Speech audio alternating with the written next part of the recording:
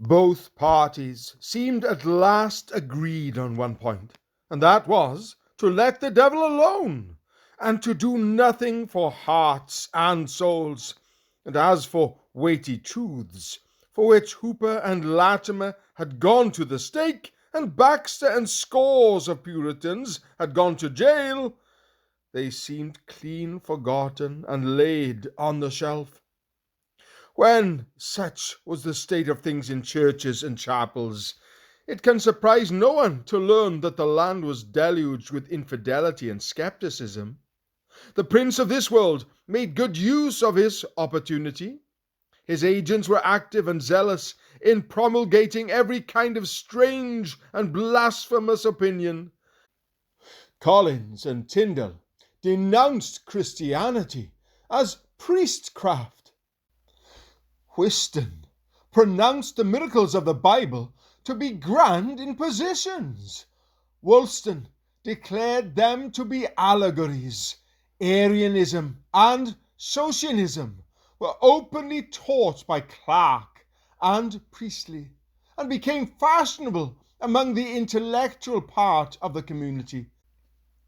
Of the utter incapacity of the pulpit to stem the progress of all this flood of evil, one single fact will give us some idea.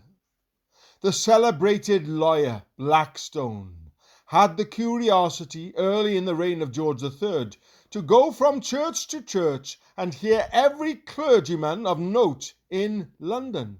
He says that he did not hear a single discourse which had more Christianity in it than the writings of Cicero, and that it would have been impossible for him to discover from what he heard whether the preacher were a follower of Confucius, of Mahomet, or of Christ.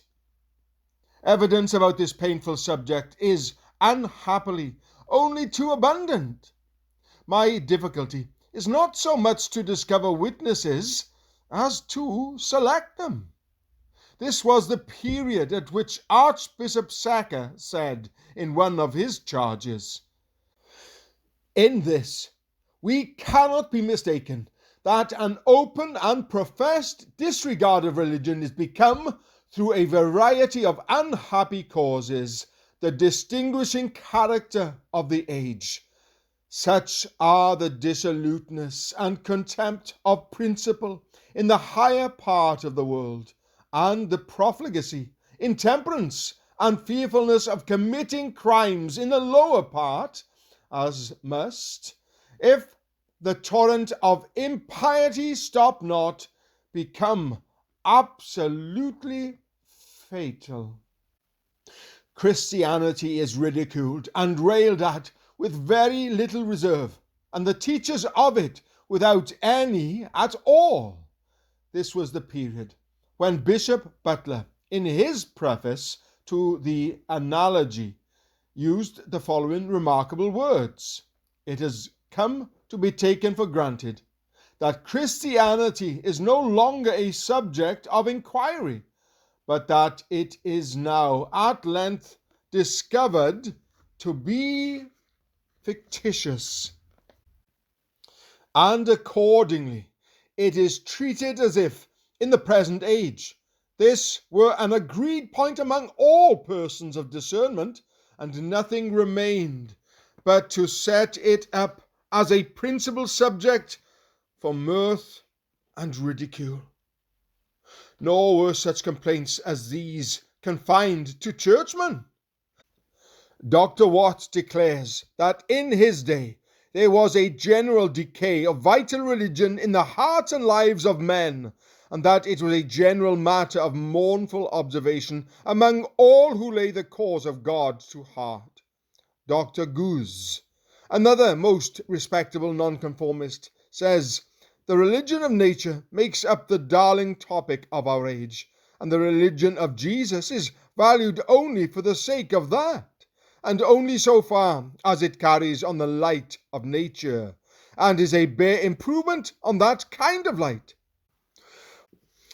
All that is distinctly Christian, or that is peculiar to Christ, everything concerning him that has not its apparent foundation in natural light, or that goes beyond its principles, is waived and banished and despised.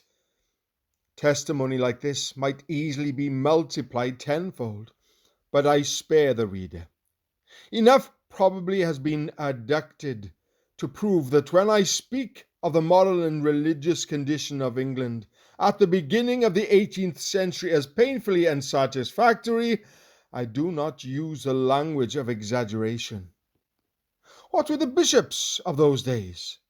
Some of them were undoubtedly men of powerful intellect and learning, and of unblameable lives.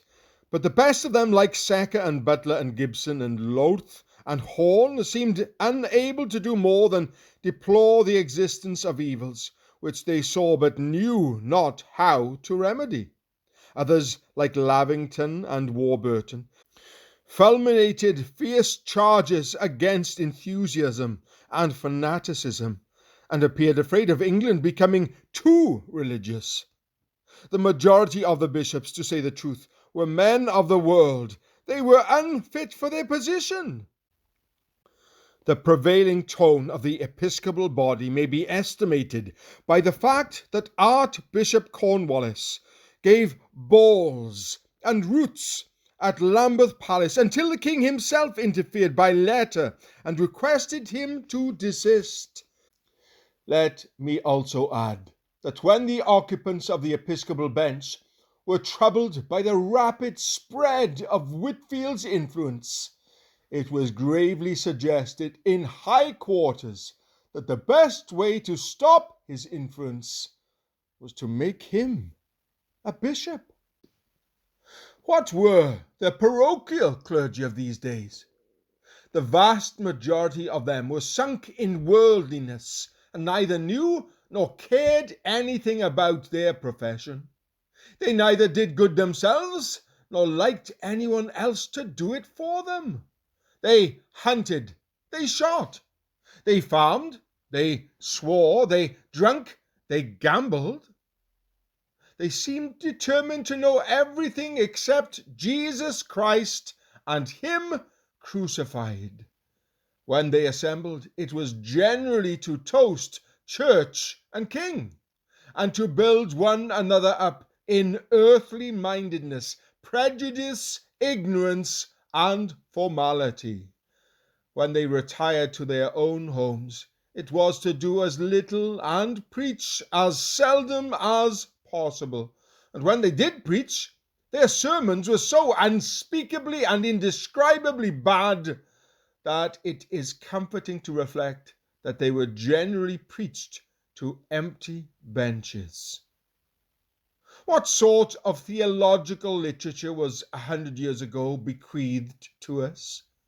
The poorest and weakest in the English language. This is the age to which we owe such divinity as that of the whole duty of man. And the sermons of Tilliston and Blair. Inquire at any old bookseller's shop, and you will find there is no theology so unsaleable as the sermons published about the middle and latter part of last century. What sort of education had the lower orders 100 years ago? In the greater part of parishes, and especially in rural districts, they had no education at all. Nearly all our rural schools have been built since 1800. So extreme was the ignorance that a Methodist preacher in Somersetshire was charged before the magistrates with swearing because in preaching he quoted the text, "He that believeth shall not be damned." While not to be behind Somersetshire, Yorkshire furnished a constable who brought Charles Wesley before the magistrates as a favourer of the Pretender, because in public prayer he asked the Lord to bring back his banished ones.